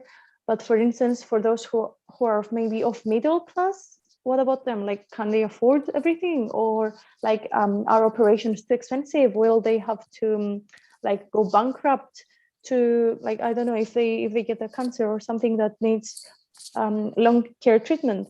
So it supports people and organizations in demanding better health services from the government and from other duty bearers. So as we said, the duty bearers are all parties that are responsible to fulfill the rights of the right holders. So allocating the health budget in a way that benefits the poor rather than the rich. We don't want the rich, of course, to suffer, but not to be extra benefited as it happens in most cases. And making health services more patient-friendly, making health insurance affordable for people, providing access to safe drinking water, controlling polluting industries, and this approach empowers people to take action and to claim their due, rather than to just passively accept whatever the government is willing to give them. And I think that's pretty clear, but if there are any questions, I'd be happy to answer. And I think that we've also covered this one kind of. So I was thinking, like, did you have one session or two? So was it mostly on social accountability or human rights based approach? But these two are interconnected. And I just want to go through like this final slide. So healthcare professionals are the key actors to address the social determinants of health. So that is by fostering health equity, by trying to advocate in health and social policy, and by understanding the social determinants of health. And since they have the experience in clinical medicine, as we said before, they can act and like address meaningful changes in public health, but they lack the non-medical expertise, maybe the time, the resources, the oversight to resolve such multidimensional problems. And we've already said that we need like so many different professions, to address health governance and health policy, and that's why they are also like different degrees. But the collaboration and like having strategic partners and the stakeholders from social and health systems, collaborating between institutions, decision-making bodies, consulting experts from progress, for progress evaluation and monitoring. I think these are the key overall. And as we said multiple times so far, primary health providers are the ones that have the most broad training and that they can address both the patient's medical and social needs. So that is our optimal starting point for the proper integration of health equity. And medical school graduates should not only be competent physicians, but also be equipped to meet the challenges of providing care to underserved populations. And socially accountable education should be like a part of our institutions, and to emphasize the role of training institutions in developing curricula that address the needs of the population and its health system. And there is also an increasing global consensus that recognizes the importance of holding health professional schools accountable to society for these goals. So even society can, in a way, so everyone can hold even medical schools accountable. So it's not just the governance, it's not just health institutions, it's even our schools. So I don't know, are there any take-home messages from you that you'd like to share? I'd like to hear from you, like maybe one final comment on what you're keeping from today's workshop. And I hope that it was informative and interesting and, yeah, I don't know, thoughtful, thought-provoking. Anybody who would like to share something?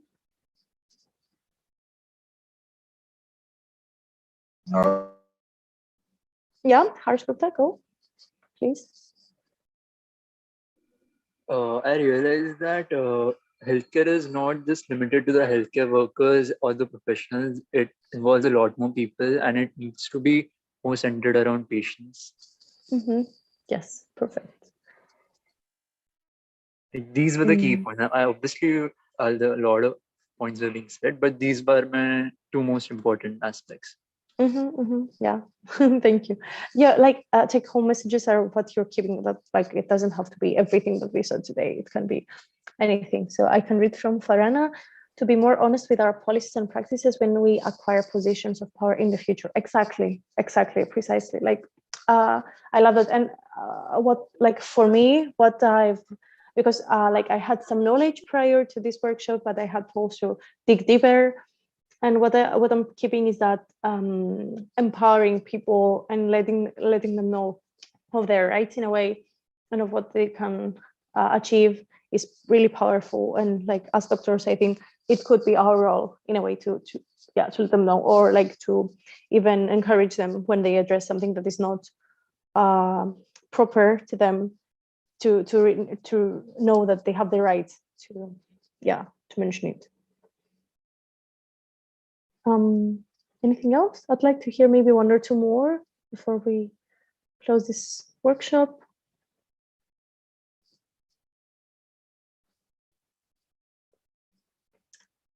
I'm not sure if some people left to like join the next. I'm not sure what there is next. Is it plenary or sessions?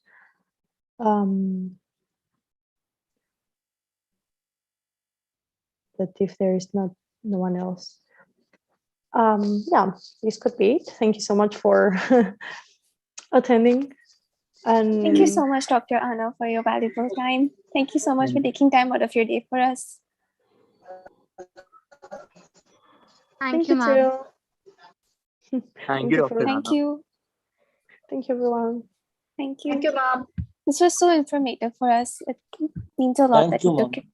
time out of your day. Thank I'm so you. glad to hear this. Thank you. Thank you. Right. Okay. Perfect. Okay. Hope to Thank see you, you ma'am. someday in the Thank future. you, ma'am. Thank you all for being here. Thank you so much for that session. It was really a memorable one. Thank you. Thank you so much. Thank you so much for your comments. I really learned a lot from whatever you had to say. Thank you so much. Yeah. This is really important to me. Like I don't take it for granted because it could be too vague or yeah, but I'm glad if you gained anything from this. Yes, we did see the hard work that was put in to your presentation. We really you so much. appreciate it. All right. Okay, so enjoy your conference. Thank you. Bye-bye. Thank you. Bye.